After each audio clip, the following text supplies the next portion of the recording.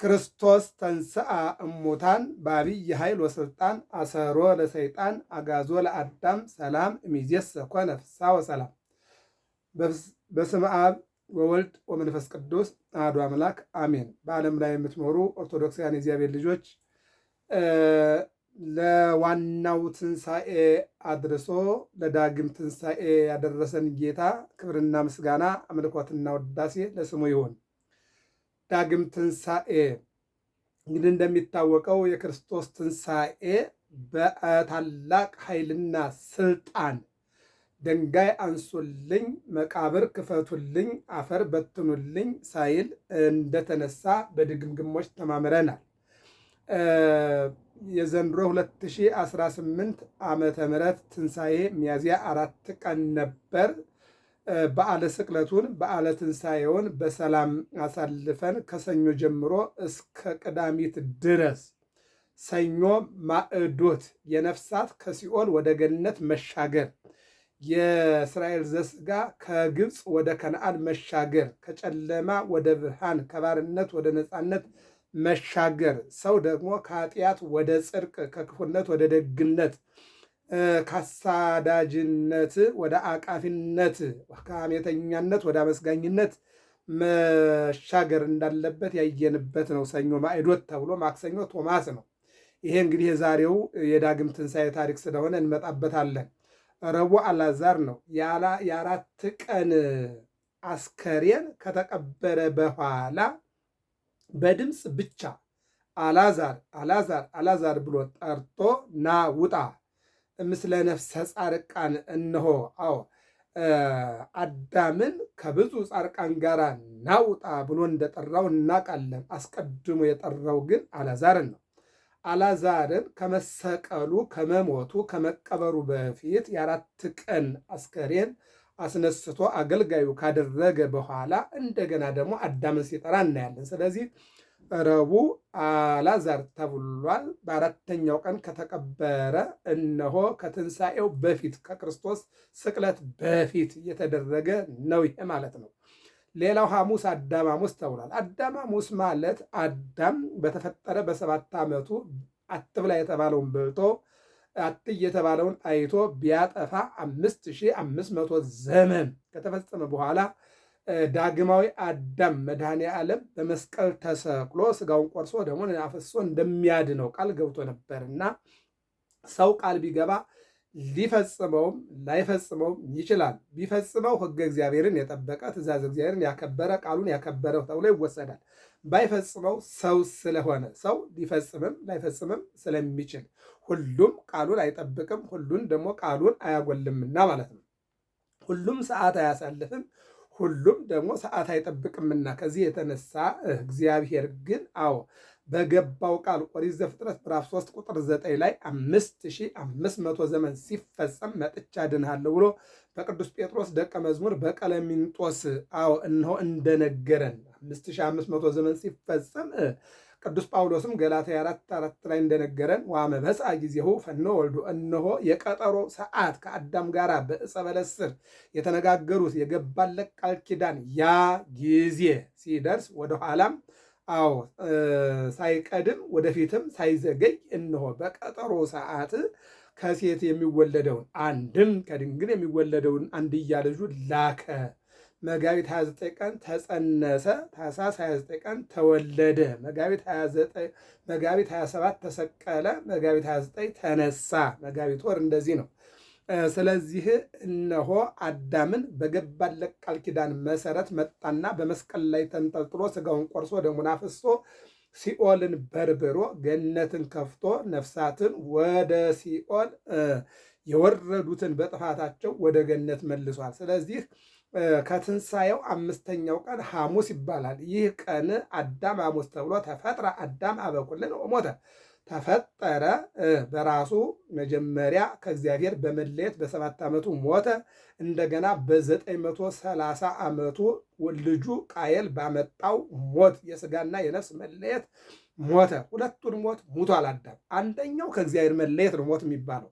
ከእግዚአብሔር መለየት አትብላ የተባለውን በልቶ አትይ የተባለውን አይቶ በ7 ዓመቱ ከእግዚአብሔር ተለይቷል። ገነትን የሚያክል ቦታ እግዚአብሔር የሚያክል ጌታ አጧል። ከገነት ወደ መሬት ተወርሯል።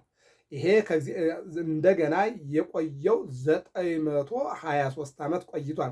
በ7 ዓመቱ ከእግዚአብሔር ተለይቷል። ከእግዚአብሔር ተለይቶ 923 ዓመት ቆይቷል። ይሄ ከእግዚአብሔር ተለይቶ ይህን ያክል ዘመን መቆየት ቀላል ነገር አይደለም። ሰው አባቱን አጦ እናቱን አጦ ሊኖር ይችላል። እግዚአብሔርን አጦ መኖር ግን ከባድ ነው። ስለዚህ ከ923 ዓመት በኋላ እንደገና ደግሞ ስጋና ነፍሱ ተለይተው ይትኬ ቀራኔዮ መካነ ተፈጥሮቱ ለአዳም ወመካነ መቃብሪሁ ቀራኔዮ ላይ አዳም ተፈጠረ። እንደገና ቀራኔዮ ላይ ሴምና መልከ ጼዴቅ ወስደው ቀብረውታል። እነሆ ዳግማዊ አዳም መድኃኔ ዓለም መጦ ቀራኔዮ ላይ እስከሚሰቀል ድረስ እነሆ መልከ ጼዴቅ መቃብሩን ይጠብቅ ነበረ። ዘላለማዊው ካህን መድኃኔ ዓለም መጦ ቀራኔዮ ላይ ሲሰቀል መልከ ጼዴቅ ቦታውን ለመድኃኔ ዓለም አስተላልፎ ሰጥቷል ማለት ነው። ስለዚህ አሙስ እነሆ አዳም አሙስ ማለት አዳም ከእግዚአብሔር በለስን በልቶ ቢለይ አዳም ነፍስና ስጋው ቢለይ አሁን መድኃኔ ዓለም መጣና ከሲኦል ወደ ገነት ያዞረው ተፈጥረ እንደገና አዲስ ፍጥረት ሆነ። የብርሃን ሰው የገነት ሰው የእግዚአብሔር ልጅ ሆነ ማለት ይሄ ነው ማለት ነው። ስለዚህ የዚያ የ5500 ዘመን መስታወሻ ይልቁንም ቀራንዮ 6666 ግርፋት ተገርፎ በ5 ቅንዋት ተቸንክሮ በአንድ ጦር ተወግቶ ምራቅ ተተፍቶበት ወድቆ ተነስቶ ስጋውን ቆርሶ ደሙን አፍሶ ወደ ገነት የመለሰበት ያ ታላቅ የአድኖት ቀን አድኖተ ዓለም እግዚአብሔርሰ ንጉሥ ውእቱም ቅድመ ዓለም። እግዚአብሔርስ አንድም እግዚአብሔርማ ከዓለም አስቀድሞ ንጉሥ ነው፣ በማይከለ ዓለምም ንጉሥ ነው፣ ዓለምን አሳልፎ ንጉሥ ነው። ወገብረ መድኃኒት በማይከለ ምድር፣ በምድር መካከል መድኃኒትን አደረገ ይለናል። ስለዚህ መድኃኒት አድርጎ እነሆ ከሲኦል ወደ ገነት መልሶታልና ሐሙስ የአዳም ማስታወሻ ሆናለች ማለት ነው። ሌላው ዓርብ ነው። ዓርብ ደግሞ ቤተ ክርስቲያን ኢየሱስ ክርስቶስ በቀራንዮ ሲሰቀል ለቤተ ክርስቲያን በደሙ ቤዛዋ ወበማይ ዘወይዘ እምገብሁ አጥመቃ ዓለሙን ይሄ በበግና በላም በጊደር በጥጃ ደም እነሆ ዋይቶ የነበረውን ረክሶ የነበረውን ዓለም በደሙ ፈሳሽነት ስጋውን ቆርሶ አጸዳና ቤተ ክርስቲያንን ቀራንዮ ላይ መሰረታት አመጣት ማለት ነው። ይህን የሚናገር ስለዚህ ቤተ ክርስቲያን ርየት ወቅንኦ ለእዞ በጎልጎታ ደሙ ተክቦ እነሆ በጎልጎታ ይልቁንም በቀራንዮ ስጋውን የቆረሰውን ደሙን ያፈሰሰውን ክርስቶስን ቤተ ክርስቲያን አየችው ይላል። ቤተክርስቲያን ስናያት ከላው ጉልላቷ ላይ መስቀል ቤተክርስቲያኖች መቃኖቿ በሙሉ መስቀል፣ በሮቿ በሙሉ መስቀል፣ አጥሮቿ በሙሉ መስቀል፣ ወደ ቤተክርስቲያን የሚገቡ ምዕመናን በሙሉ ያሰሩት መስቀል፣ የሚይዙት መስቀል፣ የሚሳለሙት መስቀል፣ የሚያማትቡት መስቀል። ይህን ይነግረናል። ስለዚህ ቤተ ክርስቲያን አየችው ማንን? መድኃኔ ዓለምን። እንዴት ሆኖ አየችው? ግንባሩ፣ ደረቱ፣ እጆቹ፣ እግሮቹ ተቸንክሮ ደም ሲደማና እነሆ ጎኑ በጦር ተወግቶ ማየገቦው ደመ መለኮቱ ሲወጣ ወይም ሲፈስ ይልቁንም በጥፊ በኃጢአተኞች ክንድና በጥፊ ሲመታ ይልቁንም ደግሞ በዘንግ ጭንቅላቱን እባብን የቀጠቀጠውን ጌታ ራሱን እንደ እባብ ሲቀጠቅጡት የታየበት ያን ታሪክ ቤተክርስቲያን ታሳያለች። ይህም ገላትያ 3:1 ላይ ሐዋርያው ቅዱስ ጳውሎስ ኢየሱስ ክርስቶስ እንደተሰቀለ ሆኖ እንደተቸነከረ ሆኖ እንደተወጋ ሆኖ እንደተቀሰፈ ሆኖ እንደተገረፈ ሆኖ ተስሎ ይታያል። እንዳታስተውሉ አዚም ያደረገባችሁ ማን ነው ይላል ቅዱስ ጳውሎስ። ያዕቆብ ዘስሩግ ደግሞ በከይወ ወላህውጎ ለታፈቀርዎ የምትወዱት አንድም ቀራንዮ ላይ የተከፈለውን ዋጋ ያሰባችሁ አንድም የምታስቡ አይታችሁ አልቅሱለት፣ አስባችሁ አልቅሱለት እንዳለን ቤተ ክርስቲያን አየችው ስንል ማየት ብቻ አይደለም። ስጋውን ደሙን ለምዕመናን፣ ለሕፃናት፣ ለወጣቶች፣ ለአረጋውያን፣ ለሊቃነ ጳጳሳት፣ ለጳጳሳት፣ ለመምህራን፣ ለሊቃውንት ታከፋፍላለች። ሌላው ከጎኑ በወጣው ማየገቦ ሕፃናትን ወንዶች በ40 ቀን ሴቶች በ80 ቀን ታትመው በክርስቶስ ክርስቲያን እንዲሆኑ ታደርጋለች። ሌላው በሥርዓተ ጋብቻ ተክሊል ሲፈጽሙ እነሆ ይህን ሁሉ ሥርዓት ትፈጽምላቸዋለች። ሁለቱም አንድ ሆኑ ዛሬ በምን በቀለበት በምን በጥምቀት በምን በሥጋ ወደሙ ታትመው ወጡ ብላ ይልቁን ምንኩስናስ ዓለምን ሲመንኑ እነሆ በሥጋ ወደሙ በቆብ እነሆ የክርስቶስን አክሊል ሲደፉ በዚህ ቤተክርስቲያን አስተማሪነቷን ትቀጥላለች ማለት ነው። ስለዚህ ቤተክርስቲያን እነሆ አየችው ስንል ይሄ ነው እና ዓርብ ቤተክርስቲያን ትባላለች። ማለት በ27 መጋቢት 27 ቀን የመድኃኔ ዓለም በቀራንዮ ተሰቅሎ ቤተ ክርስቲያንን መሰረታት። ነገር ግን የዕለተ ስቅለት ታሪኩ ብዙ ስለሆነ አባቶቻችን አርብን በአርብ ብለው በሳምንቱ እነሆ ቤተ ክርስቲያን ብለው የቤተ ክርስቲያን ታሪክ ይነገርላታል። ቤተ ክርስቲያን እንግዲህ እነሆ እንደምናውቀው ሰዎች የሰው ልጆች የእግዚአብሔር ቤተ ክርስቲያን ማደሪያዎች ናቸው። ይቺ ቤተ ክርስቲያን ደግሞ ማደሪያው ናት። እንደምናየው ሰዎች የደከሙበትና የሰሩት ቤተ ክርስቲያን እግዚአብሔር ማደሪያ ነው። እኛም የእግዚአብሔር ማደሪያ ነንና ቤተ ክርስቲያን አንዲት ቅድስት ሐዋርያዊት ቤተ ክርስቲያን እንመጣበታለን በወንጌሉ ላይ። ስለዚህ ቤተ ክርስቲያን ይባላል ማለት። ሌላው ቅዳሜ ነው። ቅዳሜ ቅዱሳት አንስት ይባላል። ቅዱሳት አንስት እንግዲህ እነዚያ አንዳንዶቹ ሽቶ እየያዙ አንዳንዶቹ ቤታቸውን ከፍተው እነሆ እግር እያጠቡ አንዳንዶቹ ደግሞ በመንፈቀ ሌሊት ወደ መቃብሩ ሄደው እያለቀሱና መቃብሩን ካላየን እያሉ ያለቀሱት በሙሉ እነዚያ ሴቶች የእነዚያ ታሪክ የሚነገርበት ቀን ነው ማለት ነው። አሁን ዛሬ መጨረሻው ደግሞ ዳግም ትንሣኤ ማለት የተደገመ ትንሣኤ ማለት ነው። ከእሑድ እስከ እሑድ ያለው እንደ አንድ ነው የሚወሰደው፣ ያው ትንሣኤ ይባላል ማለት ነው። ስለዚህ አሁን መጀመሪያ የምንሄደው ወደ እንደተለመደው በየሳምንቱ ዓርብ ዓርብ የምናስተላልፈው የእሑድ መዝሙር ወይም መዝሙረ ያሬድ የተባለው ነው። መዝሙረ ያሬድን ስናስተላልፍ ይህኛው እንግዲህ ከሰኞ እስከ ቅዳሜ ያለው ታሪክ በገብረ መስቀል ሚዲያ ገብታችሁ ሰኞ ማዕዶት፣ ማክሰኞ ቶማስ፣ ረቡዕ አልዓዛር፣ ሐሙስ አዳም፣ ሐሙስ ዓርብ ቤተ ክርስቲያን፣ ቅዳሜ ቅዱሳት አንስት የሚለውን እዚያ ውስጥ ገብታችሁ ማዳመጥ ትችላላችሁ። አሁን ወደ መዝሙረ ያሬድ በየሳምንቱ የሚቀርበው ዓርብ የሚተላለፈው እሑድ ደግሞ የሚነገረው ቃለ እግዚአብሔር በሙሉ በየሳምንቱ ያስለመድነው ነውና ወደ እሱ ነዳለን። ማን ይባላል መዝሙሩ? በዓመት 3 ጊዜ የሚባል መዝሙር ይትፌሳ ይባላል ማለት ነው። በዓመት ስንት ጊዜ? 3 ጊዜ። አንደኛው የትንሣኤ ዕለት ነው። ሁለተኛው የዳግም ትንሣኤ ነው። ሶስተኛው ደግሞ የጰራቅሊጦስ ነው። በዓመት 3 ጊዜ የሚባል ብቸኛ መዝሙር ይሄ መዝሙር ነው ማለት ነው።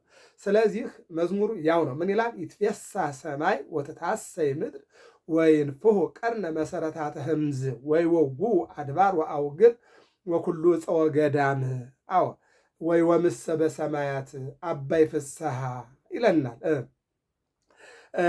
ወምሰ በሰማያት ይትፌስሑ ሰራዊተ መላእክት ይላል።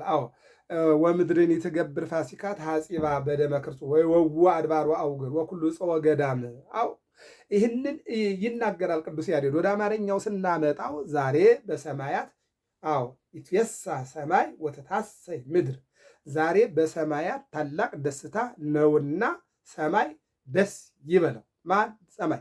ለምን? ክርስቶስ ተሰቅሎ እነሆ ስጋውን ቆርሶ ደሙን አፍሶ ሲኦልም በርብሮ ነፍሳትን ወደ ገነት መልሶ ወደ መቃብር ወርዶ 400 አቀብተ መቃብር አይላፍ መቃብር የሚቀብሩ መቃብር የሚጠብቁ 400 ወጣቶች ጎረምሶች ቢሰበሰቡም ድንጋይ ቢጫንም ድንጋይ አንሱልኝ፣ ወታደሮችን አስወግዱልኝ፣ አፈሩን በትኑልኝ፣ መቃብር ክፈቱልኝ ሳይል ተነስቷልና በሰማይ ማለት በመላእክት ደስታ ይሁን ማለት ነው።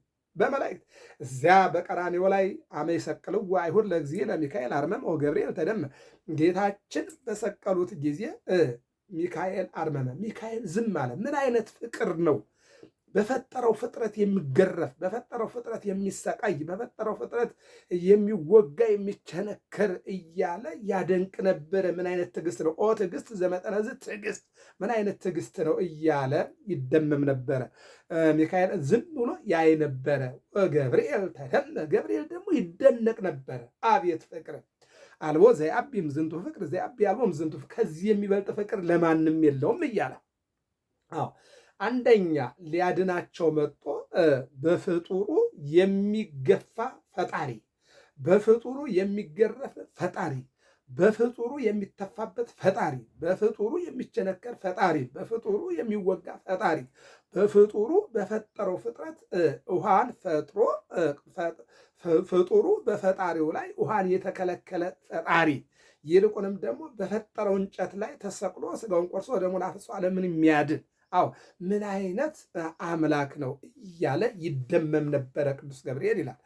ይህንን ነው የሚነግረን። ስለዚህ የመጀመሪያው ምንድነው? ዛሬ በሰማያት ታላቅ ደስታ ነውና ሰማይ ደስ ይበለው ማለት መላእክት ወሁሉ በዛ ያሉ ሁሉ መላእክት ደስ ይበላቸው ነው የሚለው። ይቀጥልና ይትፌሳህ ሰማይ ወትትሐሰይ ምድር ወይንፍሑ ቀርነ መሰረታተ ህምዝ።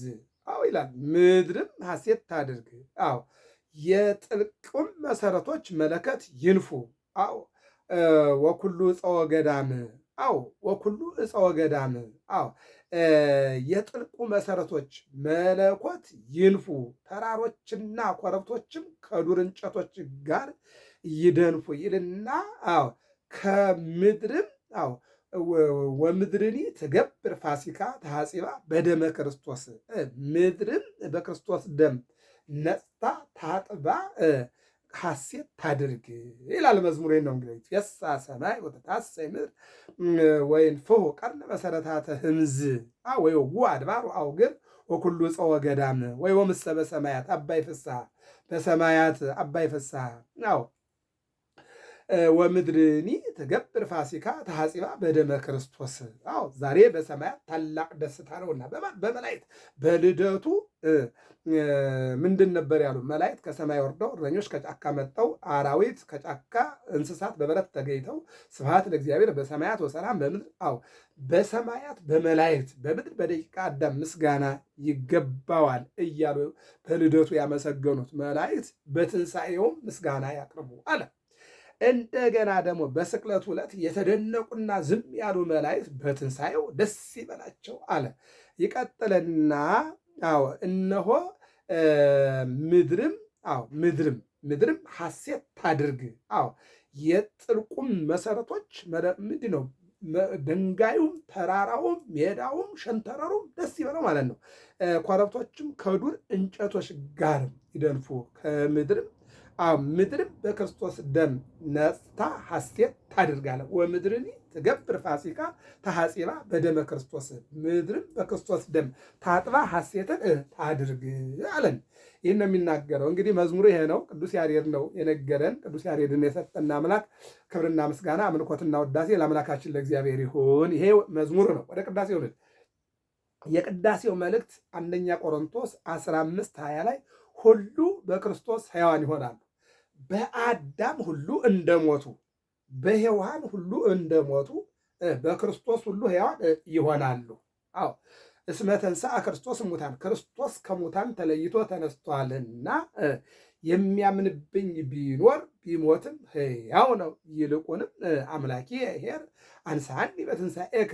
አዎ ኄር ደግ የሆነ አምላክ በትንሣኤው እኛን የሚያነሳ አምላክ ነውና፣ ስለዚህ እነሆ በክርስቶስ በአዳም ሁሉም እንደሞቱ በክርስቶስ ደግሞ ሁሉም ሕያዋን ይሆናሉ።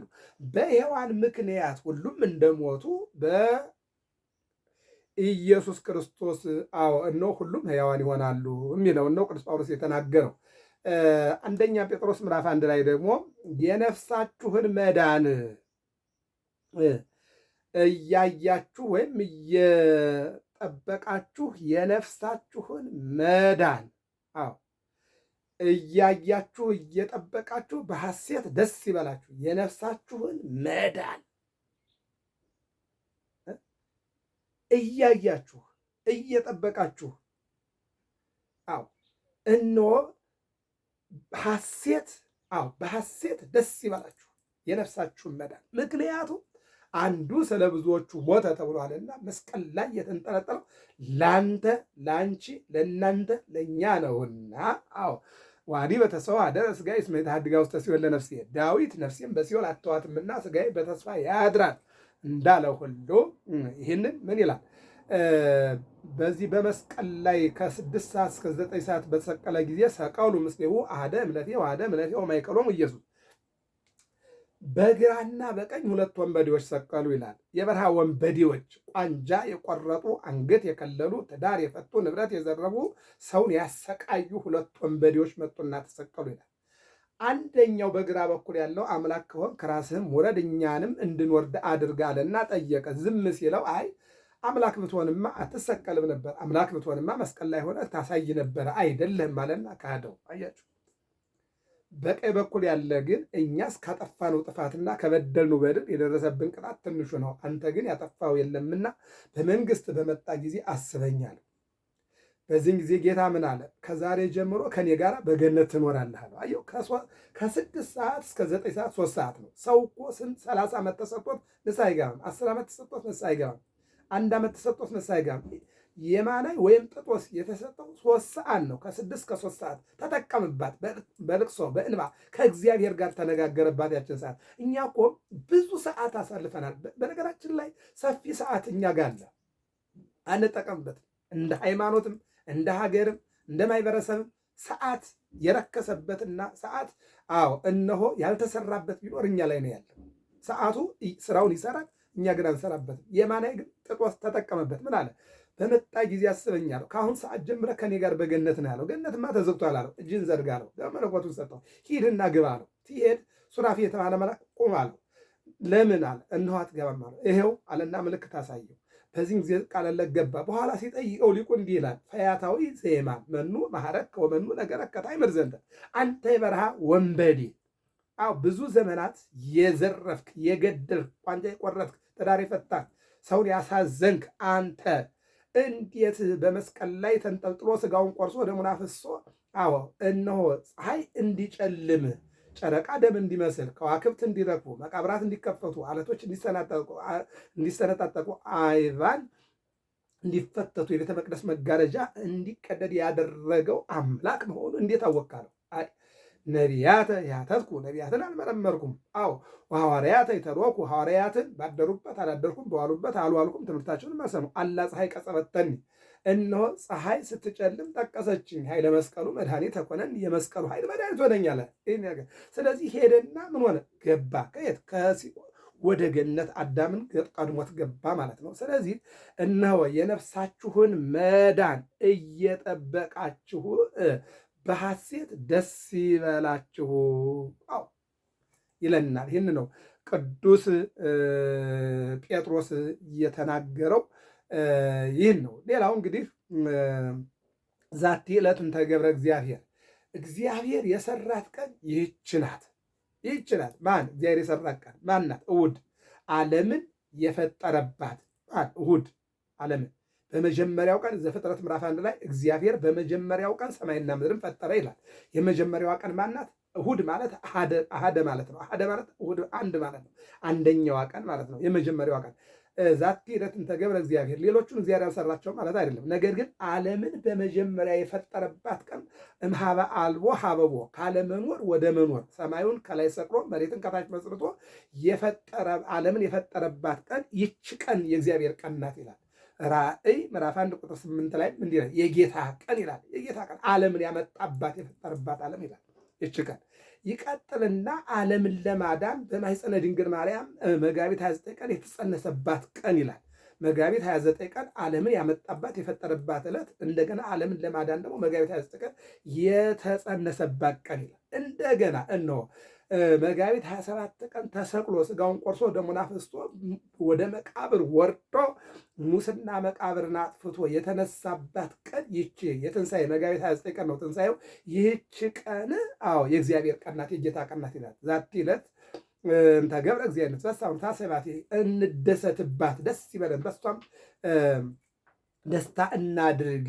ኦ እግዚኦ አድንሶ፣ አምላክ ሆይ አሁን አድን የሚለው መዝሙረኛው ልበ አምላክ ዳዊት የተናገረው መዝሙር 118 ላይ ያለ ነው። ይቺ ዕለት አንድም እነሆ ይቺ ቀን እግዚአብሔር የሰራት ዓለምን የፈጠረባት ዓለምን ያድን ዘንድ የተጸነሰባት ይልቁንም ሙስና መቃብርን አጥፍቶ የትንሣኤ በኩር ሆኖ የተነሳባት ቀን ይቺ ቀን እሑድ ናት ይላል መዝሙሩ። ይሄ ነው እንግዲህ። አሁን የምንሄደው ወደ ዕለቱ ወንጌል ነው። የዕለቱ ወንጌል በሁለት መልኩ ነው የምናየው፣ አጠር አጠር አድርገን ማለት ነው።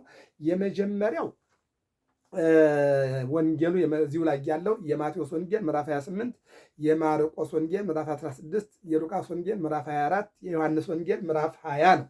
ይሄ እንደምናውቀው አስቀድሞ የተሰበከ ሳምንት ሙሉ የሰማነው ነው። ምንድን ነው?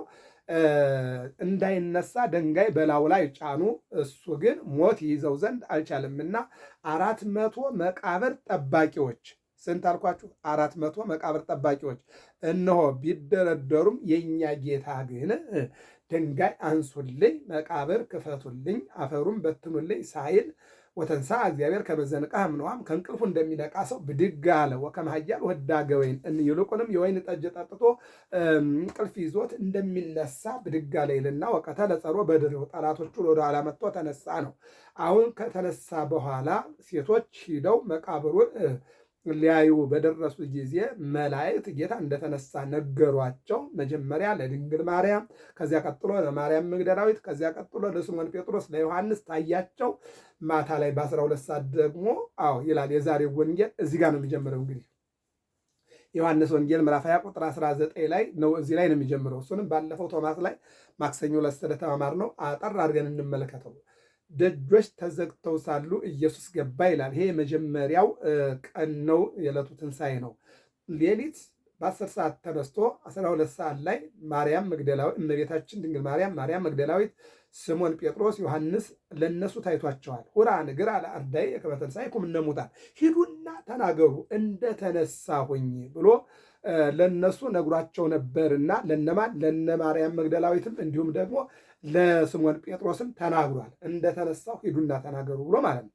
ስለዚህ እነሆ በዝግ ቤት በማርያም ቤት በጽርሐ ጽዮን ተቀምጠው ሳለ ማታ 12 ሰዓት ተኩል ላይ ገባና በተዘጋ ደጅ በተዘጋ መስኮት ሰላም ለእናንተ ይሁን፣ ርዩ እደዌየ ወእገሬየ፣ እጆቼን እግሮቼን እዩ፣ ጎኔን እዩ፣ ሰውነቴን እዩ።